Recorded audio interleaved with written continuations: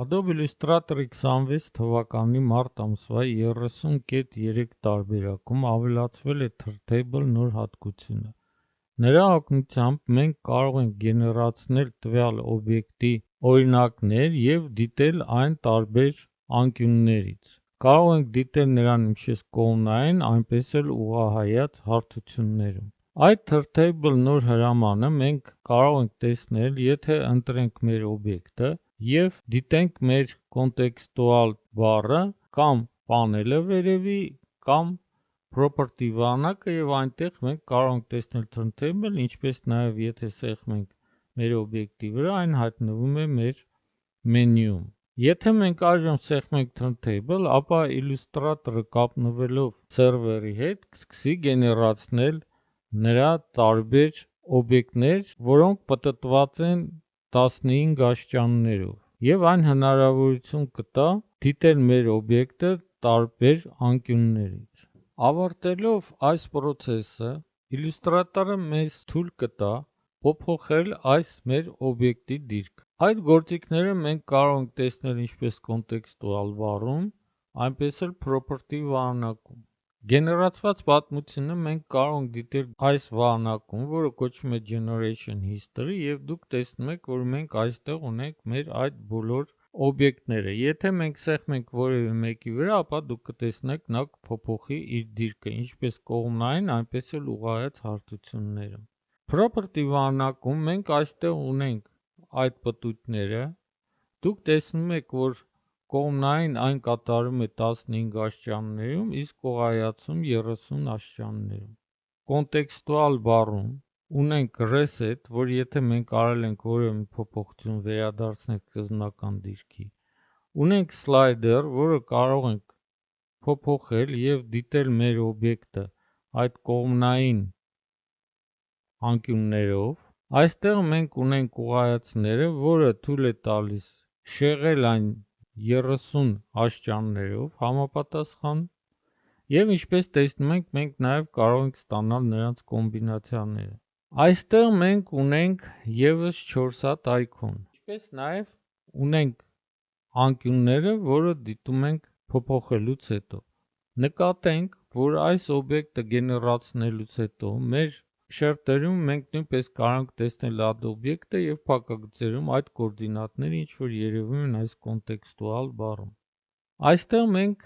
կարող ենք նաև տեսնել մեր բոլոր ստեղծած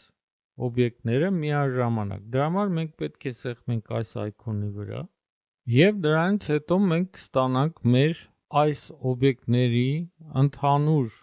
այս history վանակը առանձին մեր canvas-ի վրա, որտեղից կարող ենք ընտրել համապատասխան օբյեկտը և աշխատել նրա հետ։ Բացի դրանից, մենք կարող ենք գեներացնել մեր օբյեկտի ձախ և աջ օրինակները սեղմելով այս սլակների վրա։ Եթե մենք սեղմենք այս սլակի վրա, ապա դուք կտեսնեք, որ մենք կստանանք նրանից դեպի աջ գտնվող օբյեկտը։ Եթե մենք սեղմենք այս մի այկոնի վրա, մենք կստանանք նրանից դեպի ձախ 15 աստիճան պտտված օբյեկտները։ Ստեղծած մեր այս օբյեկտներից մենք նաև կարող ենք ստեղծել անիմացիա։ Դրա համար մենք պետք է սեղմենք Export պատուհանի վրա, ասենք պահպանենք այն որպես GIF։ Save սեղմելուց հետո կբացվի մեր GIF կարգավորումների վանակը, որը դուք տեսնում եք ունեն մի շարք կարգավորումներ։ Մեկը կապված է դիտումների հետ։ Եթե մենք այստեղ սեղմում ենք Front, ապա դուք տեսնում եք, որ մեր օբյեկտը այժմ պտտվում է դիմացի հարթությունից նայելու կետից։ Այստեղ մենք կարող ենք ավելացնել նաև նրան մեկ այլ դիրք, որը դիտում է նրան վերևից, ինչպես նաև ներքևից։ Նկատենք, որ այդ 3 օբյեկտները նաև կարող են ստեղծել իրենց հետ համադրություն, կամ մենք կարող ենք դիտել այն միայն մեկ դիրքից։ Դրանից ներքև մենք ունենք ֆրեյմերի հետ կարգավորում, որը մեզ թույլ է տալիս ընտրել, թե ինչ աստիճանի փոփոխություններ անել համապատասխան։ Օրինակ, եթե դնենք -170-ից մինչև 170, ապա մենք կստանանք մեկ ամբողջական պտույտ։ Կամ կարող ենք սեղմել All-ը և կստանանք ամբողջ պտույտները։ Ինչպես ասացինք, տիրույթում մենք կարող ենք ընտրել համապատասխան տիրույթը։ Արագությունը մեր անիմացիայի կախված նրա այդ կադրերից, frame rate-ը, մենք կարող ենք այստեղից ընտրել համապատասխան և փոփոխել, թե քանի frame 1 վայրկյանում մեր անիմացիան կկատարի։ Ինչպես նաև դուք տեսնում եք, որ այստեղ կա ինֆորմացիա, թե քանի հատ frame, այսինքն քանի դիտում է պարունակում մեր անիմացիան համապատասխան, եթե մենք ընտրում ենք և կատարում ենք որևէ մի փոփոխություն։ Այստեղ մենք ունենք motion-ը, այսինքն նրա պտտման ձևը և ուղղությունը։ Սա իրենից ներկայացնում է առաջ և հետ պտույտը, ինչպես դուք այժմ տեսնում եք այս պատմանում, իսկ սա իրենից ներկայացնում է մեկ ուղղությամբ պտույտը։ Այստեղ մենք ունենք preview, ինչպես այստեղ մենք նաև կարող ենք ընտրել նրա հետևի ֆոնը ինչպես սպիտակ, այնպես էլ թափանցիկ։ Եվ այստեղ, եթե մենք արդեն ընտրել ենք բոլոր կարգավորումները, սեղմենք OK։ Բացի դրանից, այս turntable-ը նաև կարող է աշխատել raster ֆայլերի հետ։ Այժմ դուք տեսնում եք, մենք ունենք մեկ նկար, որի ֆոնը թափանցիկ է, այլ դեպքում turntable-ը չի կարող տա ճշգրիտ արդյունք, եւ այժմ եթե մենք ընտրենք այս օբյեկտը եւ սեղմենք turntable-ի վրա, ապա Illustrator-ը նույնպես կգեներացնի մեր օբյեկտի օրինակները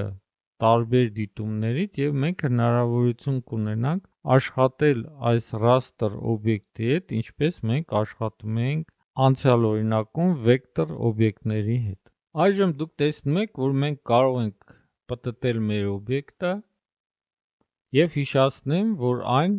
այժմ իրենից ներկայացնում է պիքսելներ, ոչ թե վեկտորներ։ Նույն կարգավորումները մենք կարող ենք տեսնել այս մեր raster օրինակի համար եւ օգտագործենք մեր turntable-ի հատկությունները նրա հետ աշխատելիս։ Այս նոր փոփոխությունը, որը կատարվել է Adobe Illustrator-ի վերջի տարբերակում, իրենից ներկայացնում է հետաքրքիր գործիք եւ հեշտացնում է ստեղծել կրեատիվ աշխատանքներ, շրջելով մեր օբյեկտները եւ ստեղծելով նրա, կարելի է ասել, 3D կերպարը։